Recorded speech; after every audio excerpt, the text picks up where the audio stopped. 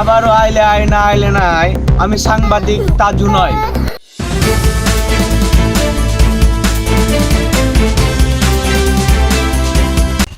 দেশে আছে যত ঝামেলা, আমি সাংবাদিক সামলাইতে পারি না একলা।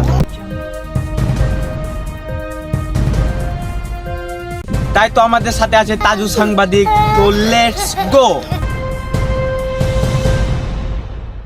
তো তাজু ভাই, আপনাদের রাস্তার হাল অবস্থা কি আমাকে অবশ্যই জানাবেন আপনি। আসসালামু আলাইকুম। আমাদের নারায়ণপুরের এলাকা বেহাল অবস্থা দেখেন। এই রাস্তা দিয়ে ছোট ছোট বাচ্চা পড়াশোনা করতে যায়, তার জীবনে তো একটা স্বাধীন আছে, সে স্বাধীনটা দেখেন। 2-4 বছর 5 বছর 10 বছর পড়াশোনা করে সে স্বাধীন পায় না, এইভাবে অনেক খারাপ লাগে। এই জন্য আমাদের চর উন্নয়ন হয় না, শিক্ষা হয় না। যদি রাস্তাঘাট থাকতো, শিক্ষা হইতো। আমি চাই অতি তাড়াতাড়ি নতুন সরকারের কাছ থেকে আবেদন করে আমি বলছি, রাস্তাগুলো অনেক উঁচু চাই, যেখানে ব্রিজ লাগে ব্রিজ দেন, তাহলে আমাদের উন্নয়ন হবে। এটাই আমি আশা করি। এই দেখেন, রাস্তার পানি উঠাতে ধান ক্ষেতের বগল দিয়ে মানুষ হাঁটতে হয়। শুধু মানুষ হাঁটবে, এখানে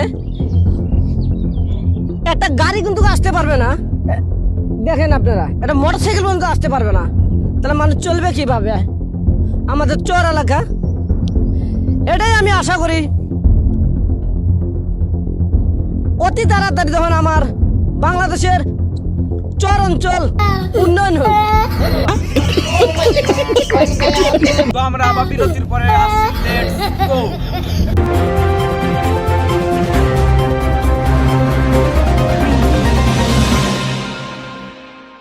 তো তাজু ভাই, আপনাদের ওখানে জিলাপি আছে, অবশ্যই আমাকে জানাবেন সরকারি রেট জিলাপির দাম কত। অবশ্যই আমাকে তাজু ভাই অবশ্যই আমাকে স্ক্রিনে বলেন। আসসালামু আলাইকুম। নাগেশ্বরী উপজেলা নারায়ণপুর ইউনিয়নে এখানে জিলেপি ভাজা হচ্ছে 26শে মাসের উপলক্ষে। এখানে জিলেপি ভাজে, এখানে অর্ডার দিয়ে এখানে জিলেপি নিতে হয়। জিলেপির মহাজনের সাথে আমি কথা বলবো, তারা জিলেপি কোন রেটে বিক্রি করতেছে, সরকারি রেটে না বেসরকারি রেটে। আসসালামু আলাইকুম। ওয়ালাইকুম আসসালাম। ভালো আছেন? আলহামদুলিল্লাহ আছি ভালো। এগুলো কি সব জিলেপি তো আপনার না? হ্যাঁ, এলে যা সব আমার। জিলেপি লালটা কত আর সাদাটা কত একটু বলবেন? লাল সাদা এক রেট, রেট আছে মাত্র 200 টাকা। এটা কি সরকারি রেট? অবশ্যই রেট।